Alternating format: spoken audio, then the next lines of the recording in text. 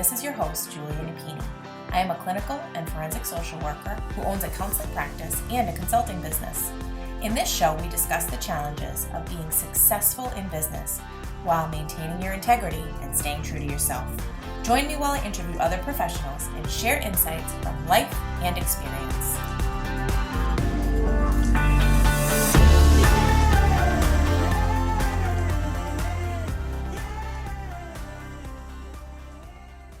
Let's talk about RingRx, our latest sponsor. RingRx is a high-quality, HIPAA-compliant telephone, text, and fax communications platform. They provide seamless, cost-effective communications for behavioral therapists, medical practices, hospitals, and other healthcare providers. RingRx is designed for modern healthcare environments. They offer customizable features like a phone app, automated patient outreach, voicemail, after-hours call routing, and top-quality desk phones. Try RingRx for free today at ringrx.com. And if you sign up using the code CLIMB, you'll get 15% off your monthly bill forever. Conditions apply. Hello and welcome to another episode of the Compassionate Climb podcast. Our guest today is someone that I met at a conference that we both recently attended. And when she was speaking, she was so passionate about what she was discussing and the work that she does. It was infectious. I immediately got on my phone before she even got off the stage and signed up to be a part of what she's doing. Approached her very shortly after she got off the stage and asked her to come on the show and wanted to share her journey and the work she does with all of you. So, Paula Montgomery, welcome to the show. Thank you, Julia. I'm really excited. I love that you were signing up. So you weren't not paying attention to me. I was engrossed. I love it, and I appreciate that. Thank you. Absolutely, and I appreciate what you do. So share with the audience your career climb, how you got to do what you're doing right now, and why it's something that you're so passionate about. Okay. Right now, in my current role, I am the Women United Director for United Way of Greater New Bedford, in Bedford, Massachusetts. And in my role, I am leading initiatives that are supporting women, children, and families. Mm-hmm. And of course, as you know, I'm sure, and your listeners know, Women United or United Way is national, international, and yes, as is Women United. So it is an initiative that began with women with United Way worldwide as a way for local United Ways to really engage women in our work and in ways that were meaningful to the communities in which they live. Yeah. So I have been in this role now. July will be 2 years. Mm-hmm. 2 years. 3 years? I think 3 years. See, I'm having so much fun doing what I'm doing that I'll be honest with you. I think it's flying right on by. Prior to that, my career in nonprofit really and in public service began in 1997. So I might be aging myself a little bit, but I came out of a broadcast journalism and television reporter role to work in nonprofit. I found that broadcast journalism, while an incredibly important and some amazing people doing the work to keep us informed, it did not speak to my soul and my heart. Mm-hmm. It was cutthroat. It was it's a tough business when you are somebody who is compassionate and passionate. And that actually sounds wrong to say that the people aren't, but for me, it was tough. I wanted something that really spoke to my heart more. And it just wasn't that. Yeah. And in the course of my short career as a journalist, I got the privilege to interview people who were working in nonprofit and doing amazing work, supporting communities, supporting people, supporting families in all these different ways. And one day, talking to one of those said people, I just expressed that I just didn't know that while my degree was in broadcast journalism, that I was in the right place for me. And that led to a subsequent conversation around the work that she was doing for the American Cancer Society, and that she thought that I would be great in the role that she was doing. And I said, God, I think I would like to learn more about that. And I read the job description, Julia, and it was like community engagement, volunteer recruitment, events. And I was just like, oh, this speaks to me. This speaks to Nice. me. And now, what are we going on? Almost 26, 27 years later. Mm-hmm. I have been in nonprofit raising millions of dollars for nonprofits over the years. I spent 12 years with the American Cancer Society. I spent 3 years with Make-A-Wish in Rhode Mm-hmm. Island, another amazing organization. I spent a couple of years with the Red Cross in Rhode Island, leading that organization for the state. And then I really wanted to come back to my community, which is Greater New Bedford. Mm-hmm. And I made my way back through, believe it or not, running a mayoral campaign, as I was fortunate in that time to get my master's degree in public administration. Yeah. And so got involved in some local politics, running our mayor's a re-election campaign in 2015, and it Mm-hmm. brought me back to my community. And from there, I helped our local zoo with some major gifts and some community engagement. And then I went on to my current organization, which, like I said, is United Way of Greater New Bedford. And this role as the Women United director is just incredibly fulfilling, incredibly fulfilling. Wow. Well, my hunch was definitely correct. You're like an onion. There are so many layers, and it's totally in alignment with the show. So, with Compassionate Climb, we're really rooted in our value system, and obviously compassion being one of those, but also integrity and authenticity.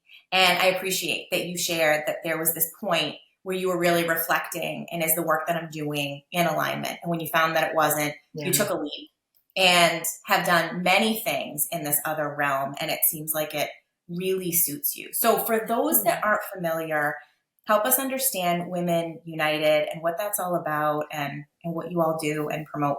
Yeah, so United Way as a whole really focuses on a number of key areas. Education, Mm-hmm.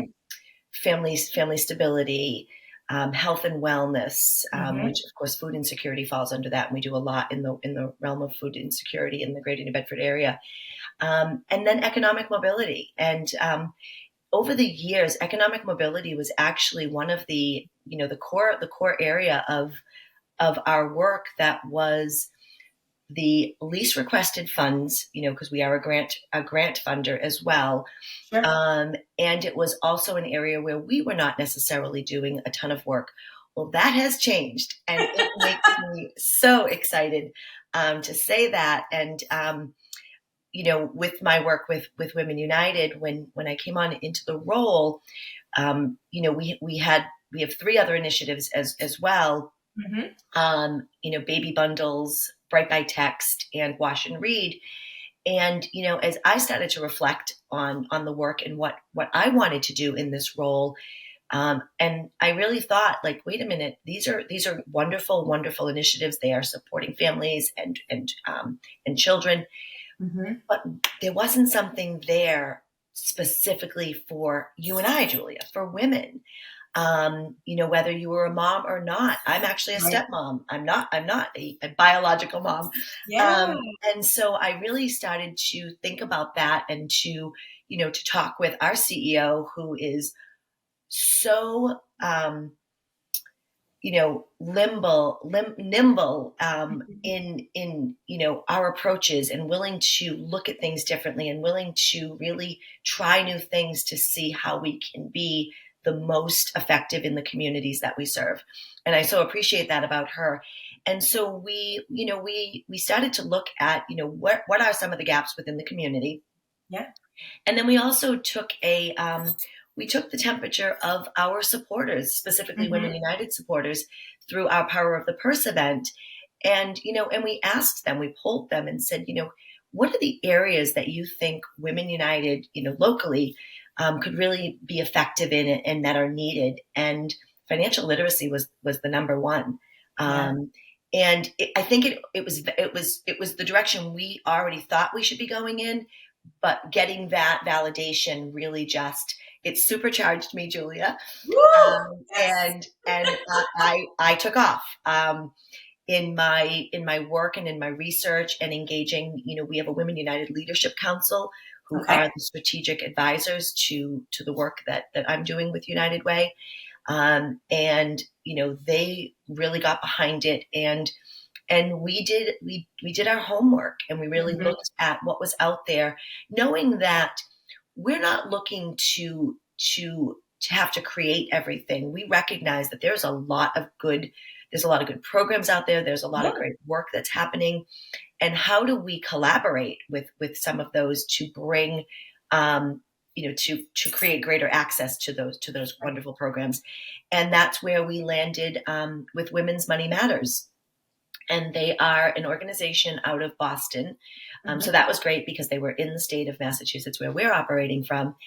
And we really liked their program, and there were a couple of key things. And I said this, I think, during the conference that we met at, Julia, is that there needed to be a volunteer component to whatever we brought forth. We are the United Way. Volunteers are at the heart and soul of who we are and what we Mhm. do. And it's also another way to engage more people in doing meaningful work, right? And that's what volunteers are looking for. And there's plenty of opportunities out there. So that was one of the components of the Women's Money Matters program that we felt really, really strongly about. Okay. And the volunteers are, well, let me back up. The program is called Financial Futures. Um, and it is a 12-week comprehensive financial literacy program for women, Mhm. where every woman in the program is paired up with a volunteer coach. So made that little loop and that connect. Yeah. Um, and and they go through the program with their mentee. So the coaches are learning right alongside the person that is a participant in the program.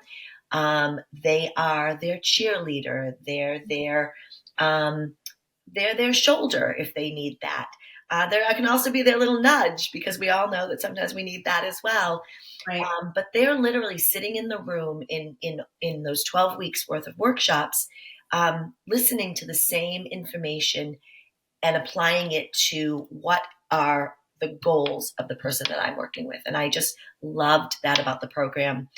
And so this began, our partnership officially began back in August of 2023. And I was excited and motivated to get our first cohort up and running before the end of 2023. And we did it. And we ran our first cohort was run virtually. Mhm. And with Women's Money Matters, and with your audience, we're talking to people from all over. Mhm. Um, their programs run both virtually and in person. So if there is somebody listening to this podcast or watching this, and they're interested in becoming a coach, and they don't live in the state of Massachusetts, that's okay. They can get involved and be part of the virtual cohorts that happen all throughout the state of Massachusetts through Okay. Women's Money Matters. We felt strongly here in Greater New Bedford that we wanted to offer both. Yeah. We really, our first one being virtual was really helpful in that we were gearing up. We were building a cadre of volunteer coaches and a cadre of volunteer presenters, to support the in-person programs that we were going to have. So the virtual one, we did have some local coaches, but we also had some people I think we had a coach as far away as Utah. Wow. And because they could connect with their participant, phone, Zoom, if COVID did anything, I guess it really helped us to be a little bit more global in our work and our volunteerism and everything. Mhm. But we were gearing up throughout that whole time, recruiting coaches who would literally sit in the same room with us, Okay. as well as volunteer presenters. So the coaches are women, because the idea is women helping women. So the coaches are expected to be women or people who identify as women. And the presenters can be anybody. Now, the presenters typically tend to have a little bit more of a financial background. The curriculum, though, has been built by Women's Money Matters, and it flows. I've now been through 1.5 at this point because we are in the middle of our second cohort, our first in person, but our second cohort. And it is incredibly interactive. It also goes back to the basics, and I think for some people that is really important. So it is, like I said, it is a wonderful, wonderful program that helps you, I think, get a little vulnerable, which, as we all know, there's something to be said for that. I think the very first night of this cohort, I said, get comfortable with being uncomfortable, because we're talking about money, and we all have a relationship with money, and some of us have not necessarily explored where that has come from. Right. I think you asked me early on why I became so passionate about this, and I think it's because in the last 10 years, I have begun unpacking, peeling back that onion around money. And my own experiences with it, how my upbringing shaped it, how it was, it drove me, and not necessarily to have a lot of it, but to have a level of comfortability with it, because growing up I didn't, and that was. But again, it has helped me become the person I am, and the desire to help other people, get to that place of feeling comfortable. So that's where we are right now. Well, I'm thinking the majority of our audience are entrepreneurs, or maybe those who are considering starting their own business, primarily women. And so I'm thinking about that process of making that leap and what that took for me to be able to do that, and having this level of stability, whether that be a certain number in the bank account, a certain number of months worth of bills to be prepared, some literacy with regard to managing my finances. At that point, being a single mom and having my own home, there wasn't anybody to fall back on. Yeah. So I think a lot of us it's unavoidable. When you start a business, it has to be profitable in order to be successful. Of course. And so that then brings up a lot of this stuff. And especially when you're providing a service and you don't have necessarily that administrative assistant that's handling a lot of the financial piece with clients.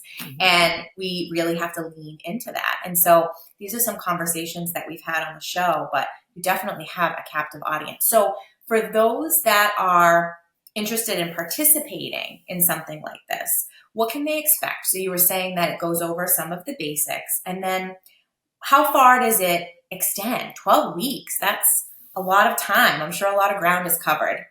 Yeah. So I just want to touch upon one thing in terms of, being somebody who might be taking that leap to start your own business. We do actually have a young woman in the cohort this particular time. And, when she first learned about it, she was actually in the room with us that day as well. When she first learned about it, she was thinking with her business cap on, because she had just taken that leap, and was going out on her own, actually starting a brand new business, leaving a very comfortable corporate job to start her own business.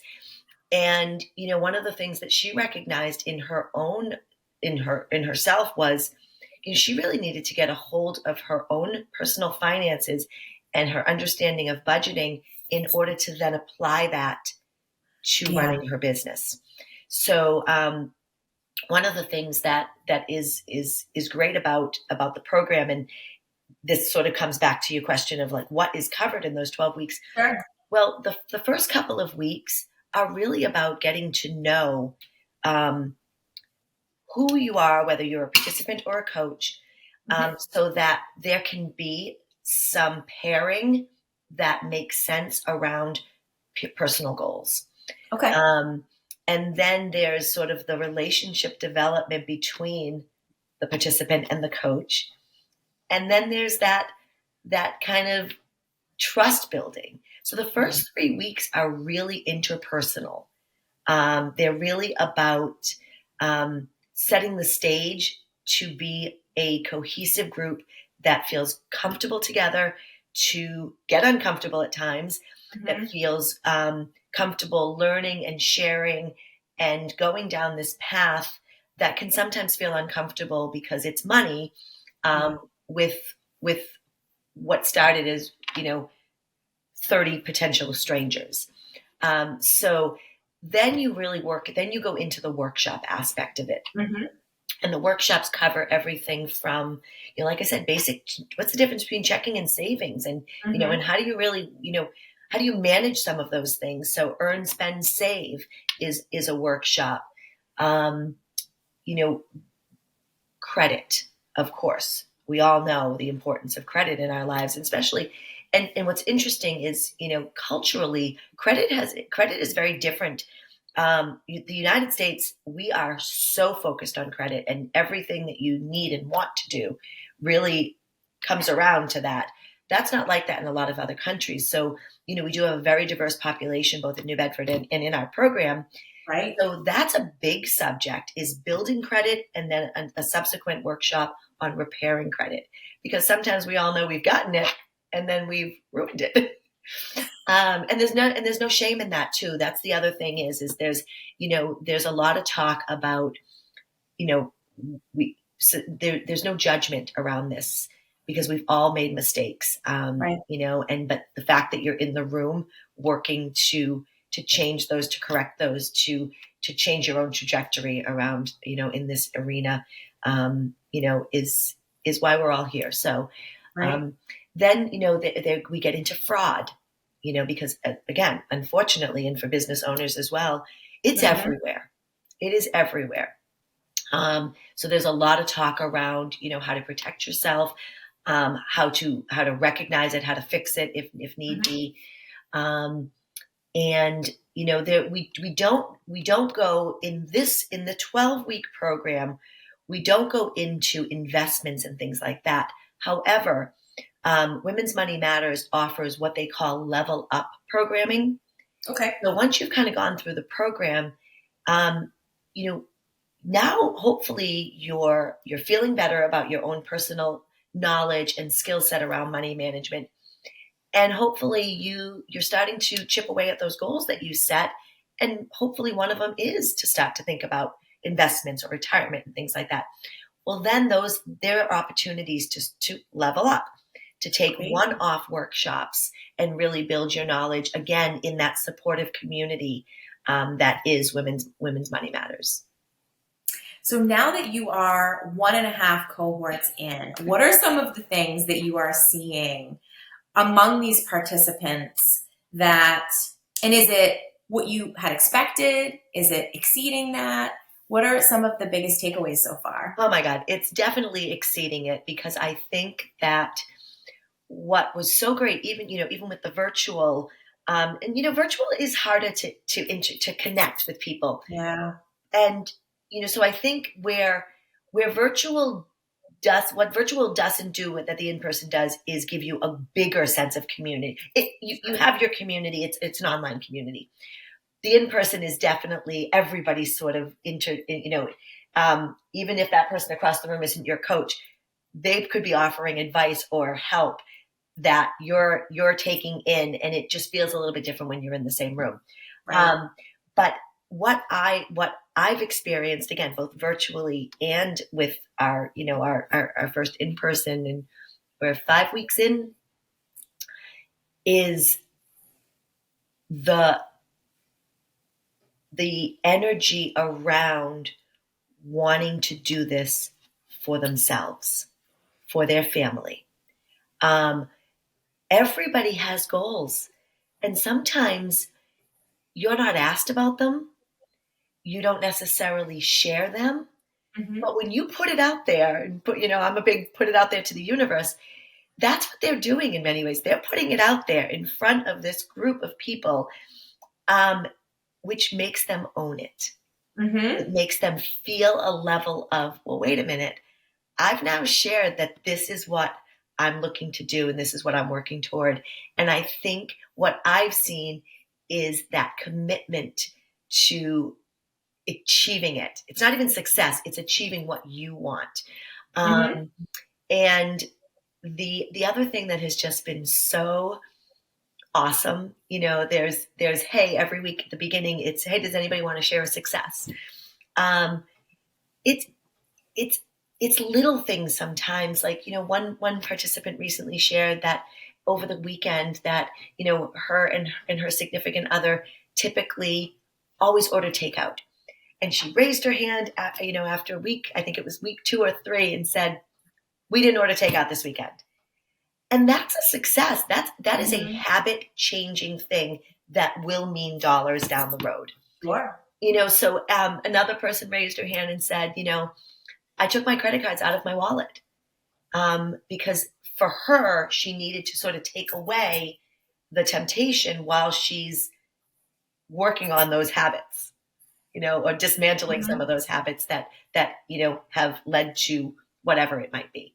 So I will say that, a graduate of our first cohort, um, is just so committed, even post, to her goals.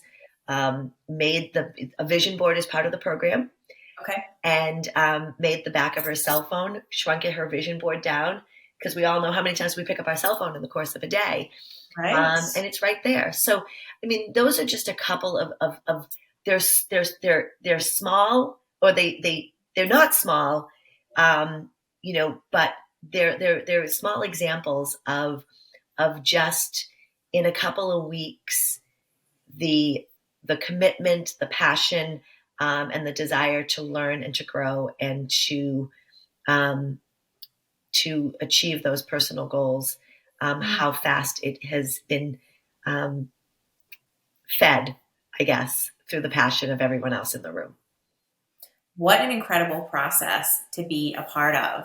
And you're speaking to so many of the key elements that really take something from this kind of idea to coming to fruition, where it's like not only do you have the designated space for it, you're getting the knowledge, you get to normalize a lot of it, safe space where you can be vulnerable, but then you can also share those wins where we get more of what we pay attention to. Yeah. And we're hardwired to focus on more of that negative for self-preservation. Yes.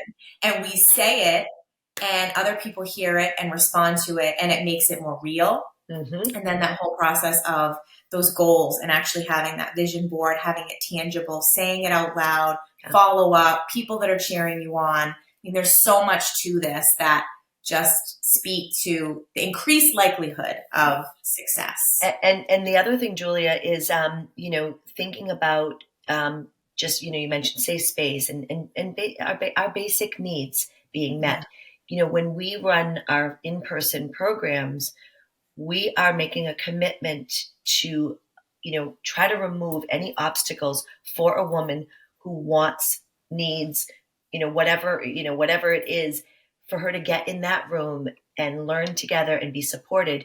We are providing childcare, and we are providing dinner at every workshop. That's wonderful. So, and those are big things that could potentially be a significant barrier. Absolutely. And again, it just gets down to meeting your basic needs so that you can be present, to learn, to absorb, to engage in your own personal goals, in your own personal growth, because that's what we're there for.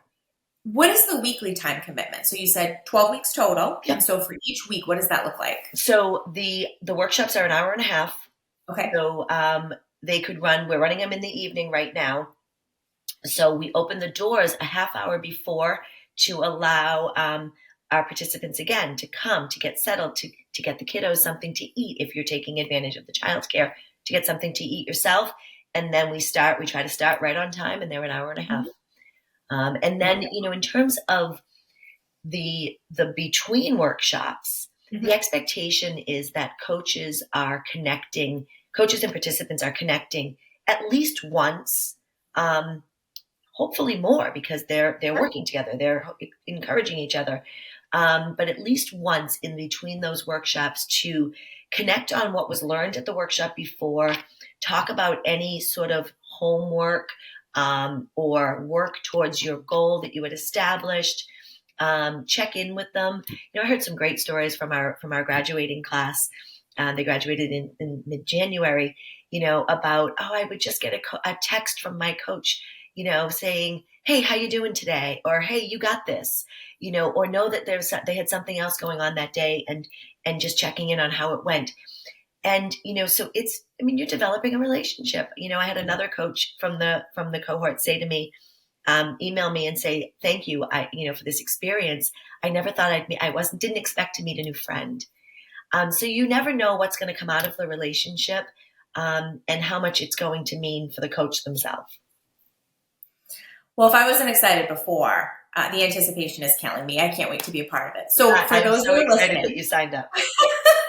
If they are interested in being involved in any capacity, so whether it's being involved in the next cohort, being a coach, speaking, what is the best way for them to find out more information, complete an application, get in touch with you? So I would definitely, and I'll answer this in two ways.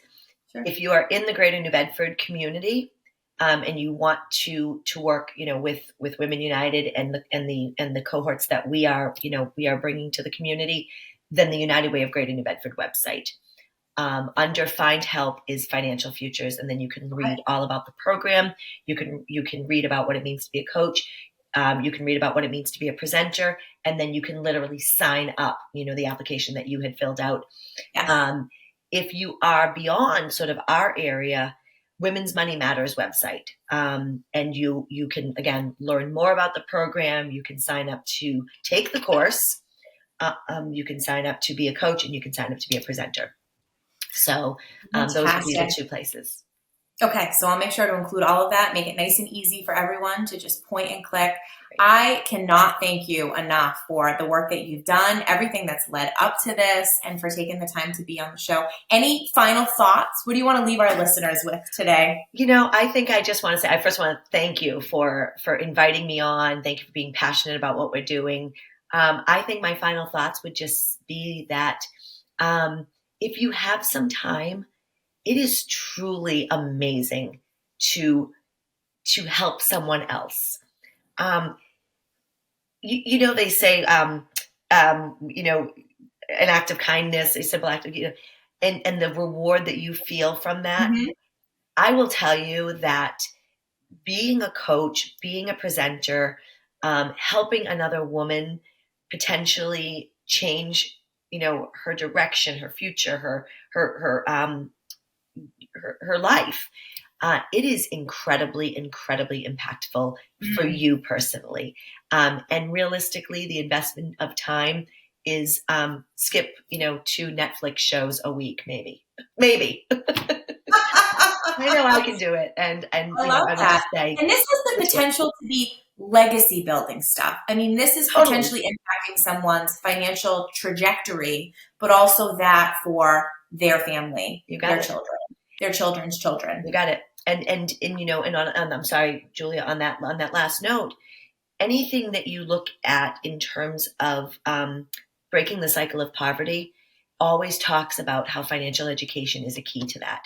So, that's the work that United Way of Greater New Bedford is trying to do through Financial Futures, as well as through Financial Wellness at Work, which is a whole nother conversation. So you'll have to have me back on. I love it. Well, thank you so much. That was such a great note to end on, and phenomenal information. So thank you, keep Julia. up great work. Yes, and thank you for the work that you're doing, and to all of your listeners, and good luck to the listeners who are breaking out on their own. Thank you for that. If you like what you're hearing, please rate and review. This will help others find us and benefit as well. The Compassionate Climb podcast represents the opinions of Julia Napini and her guests. The information provided is intended for educational purposes only and should not be taken as legal advice. If that is what you are seeking, please consult an attorney.